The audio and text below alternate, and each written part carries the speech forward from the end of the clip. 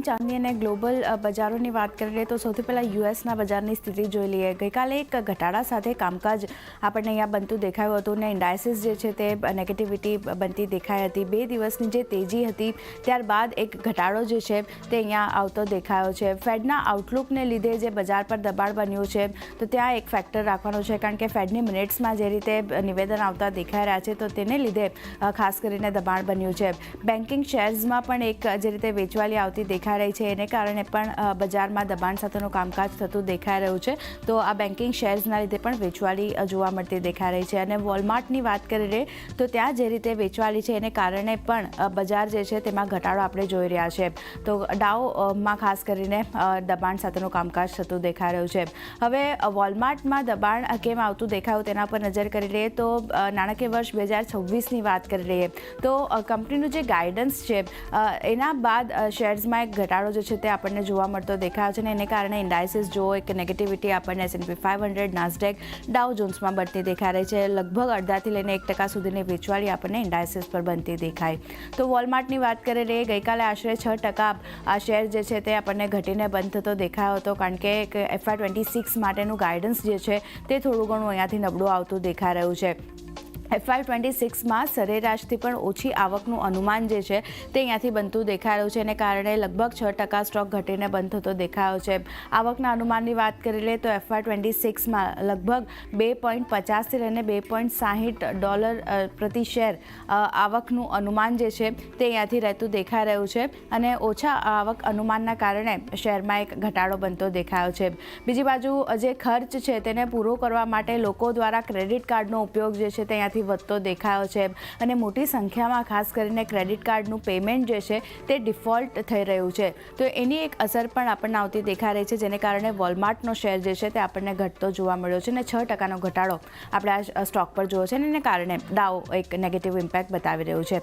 Trump ટેરિફની અસરની વાત કરી લે તો ખાસ કરીને જે ચિપોટલ છે, મેક્સિકન ગ્રીલે આશંકા વ્યક્ત કરી છે કે ઘણી બધી અસર ખાસ કરીને આ ટેરિફના લીધે આપણને જોવા મળી શકે છે અને ટેરિફની અસર ખાસ કરીને એવોકેડો જે છે, લાઇમ છે એના પર આપણને જોવા મળી શકે છે. સાથે જ જોન્સન એન્ડ જોન્સનની વાત કરી લઈએ તો ત્યાં પણ આ અસર જે છે ટેરિફની અસર આપણને જોવા મળતી દેખાઈ શકે છે. FDAની દવાને લઈને મંજૂરી જે FDA તરફથી મળતી હોય છે તેમાં પણ આ ગતિ જે છે તે આપણને ધીમી પડતી જોવા મળી શકે છે. એટલે એક ફાર્મા સેક્ટર પણ આને લીધે એક અસરમાં આવતું જોવા મળી શકે છે. સાથે જ અમેરિકન એરલાઇનની વાત કરી લઈએ તો ત્યાં પણ ખાસ કરીને ટેરિફને લઈને ચિંતા બનતી દેખાઈ રહી છે. અને પેપ્સિકો જે કંપની છે તેની માટે ખાસ કરીને રેપ્યુટેશનને લઈને થોડી ઘણી નુકસાનની આશંકા જે છે તે પણ અહીંયાથી વ્યક્ત કરવામાં આવી છે. તો આ અસર ખાસ કરીને જો ટેરિફ લાગે છે તો આપણને આવતી જોવા મળી શકે છે. બીજી બાજુ S&P 500ની વાત કરી લઈએ, કારણ કે અહીંયા સતત 2 દિવસથી આપણે જોઈ રહ્યા હતા કે રેકોર્ડ સ્તરની પાસે કામકાજ પહોંચ્યું હતું. તો ઘણા બધા એનાલિસ્ટોનું એક રિસર્ચ જે છે તે S&P 500 પર આવતું દેખાઈ રહ્યું છે, જેમનું માનવું છે કે ઇન્ડેક્સ માટે જે 5,950થી લઈને 6,000 આ મહત્વના સપોર્ટ લેવલ અત્યારે બનતા દેખાઈ રહ્યા છે. જો આ સપોર્ટ લેવલ તૂટે છે તો પછી 200 DMA સુધી શેર જે છે તે આપણને ઘટતો જોવા મળી શકે છે. અને વાત કરી લઈએ સપોર્ટ લેવલની તો જે 200 DMAનો લેવલ છે તે લગભગ 5,600થી લઈને 5,800 આ ઇન્ડેક્સનો લેવલ આપણને બનતો દેખાઈ રહ્યો છે. તો એક સપોર્ટ લેવલની નીચે જો સ્ટોક જાય છે તો પછી 200 DMAના સ્તર જે છે તે પણ અહીંયાથી આપણને તૂટતા જોવા મળી શકે છે. S&P 500 માટે ધ્યાન રાખવાનું રહેશે. બીજી બાજુ જે US માર્કેટ પર ગોલ્ડમેન સેચ તરફથી એક નિવેદન આવતા દેખાઈ રહ્યા છે, તેમનો વ્યૂ આવી રહ્યો છે, તેના પર નજર કરી લે તો તેમનું માનવું છે ખાસ કરીને બજારમાં એક એક્શન આવવાની આશા તેઓ રાખી રહ્યા છે ખાસ કરીને. અને બજારથી રિટેલ ઇન્સ્ટિટ્યુશનલ બાયર્સ જે છે તે અત્યારે ઘટી રહ્યા છે. તે પણ તેમણે રિસર્ચ જે કર્યું છે તેમાં બહાર આવતું દેખાયું છે. માર્ચમાં ટેક્સ સિઝનની વાત કરી લઈએ તો તેની પહેલાં ખાસ કરીને રિટેલ માંગ જે છે તે આપણને ઘટતી જોવા મળી શકે છે તેવું ગોલ્ડમેન સેચ તરફથી કહેવામાં આવ્યું છે. તો અહીંયા પણ એક ખાસ ફોકસ રાખવાનું રહેશે.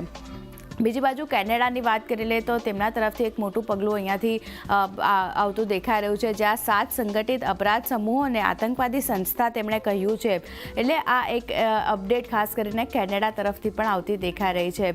ઘણા બધા ફેડ અધિકારીઓનું નિવેદન આવ્યું છે, તેના પર પણ નજર કરી લઈએ તો ફેડ અધિકારીઓ તરફથી કહેવામાં આવ્યું છે અમેરિકામાં મોંઘવારી વધવાની આશંકા લાગી રહી છે. એન્ડ્રિયાના કુલગરની જે આપણે વાત કરી લઈએ તો તેમના તરફથી તેવું નિવેદન આવતું દેખાયું છે. નીતિઓમાં કડક વલણની જરૂર છે, મુસ્લિમ તરફથી આ નિવેદન આવતા આપણને દેખાઈ રહ્યા છે. અને ખાસ કરીને 2025માં દરોમાં 2 કાપની આશા જે છે તે ખાસ કરીને બોસ્ટિક તરફથી આવા નિવેદન આવતા દેખાઈ રહ્યા છે. તેઓ ખાસ કરીને 2 કાપની આશા રાખી રહ્યા છે. અને કાપ ક્યારે શરૂ થશે તે કહેવું હજી મુશ્કેલ છે, પણ 2 કાપ આ વર્ષમાં આપણને આવતા જોવા મળી શકે છે. તો ખાસ એક આ ફેડ તરફથી અને ફેડ અધિકારીઓ તરફથી જે નિવેદન આવ્યા છે તેના પર પણ નજર રાખવાની રહેશે. પણ ઓવરઓલ વાત કરી લઈએ તો યુએસ બજાર તરફથી એક નેગેટિવ સંકેતો બનતા દેખાયા હતા. નેગેટિવ ક્લોઝિંગ આપણે જોયું છે. એશિયન માર્કેટની વાત કરી લઈએ ત્યાંથી પણ મિશ્ર સંકેતો છે, કારણ કે તાઇવાન ઇન્ડેક્સ નિક્કેઈમાં થોડી પોઝિટિવિટી, પણ કોસ્પીમાં જુઓ 5% વધુની વેચવાલી આપણને બનતી દેખાય. અન્ય ઇન્ડાઇસીસની વાત કરી લઈએ તો ત્યાંથી પણ થોડા નબળા સંકેતો જ બનતા દેખાયા હતા. તો ત્યાં પણ એક નજર કરી લઈએ. હેંગસેંગ જુઓ પોઝિટિવિટી 2%થી વધુની અપસાઇડ, પણ સ્ટ્રેટ ટાઈમ્સમાં અને શંઘાઈની વાત કરી લઈએ તો અહીંયા એક મામૂલી એવી તેજી સાથેનું કામકાજ જોવા મળ્યું છે. તો એશિયન માર્કેટ તરફથી પણ મિશ્ર સંકેતો બની રહ્યા છે. ગિફ્ટ નિફ્ટીની વાત કરી લઈએ, શરૂઆતી કારોબારમાં અહીંયા નેગેટિવ સંકેતો હતા. અત્યારે જુઓ 78 પોઈન્ટ્સની વેચવાલી. અને લેવલ સ્પેસિફિક વાત કરી લઈએ 22,865ના લેવલ્સ અહીંયા ઇન્ડિકેશન મળતું દેખાઈ રહ્યું છે. તો ખાસ કરીને 22,900ની ઉપરનું ગઈકાલે આપણે ક્લોઝિંગ બતાવવામાં સફળ રહ્યા હતા. પણ આજે જે રીતે ગ્લોબલ સંકેતો બનતા દેખાયા છે, એફઆઈઝની હજી પણ જે રીતે વેચવાલી બનતી દેખાઈ રહી છે, આપણા માર્કેટ આજે ક્યાંય ને ક્યાંય નેગેટિવિટી સાથે ઓપન થાય તેવા સંકેતો બની રહ્યા છે. જી આરતી.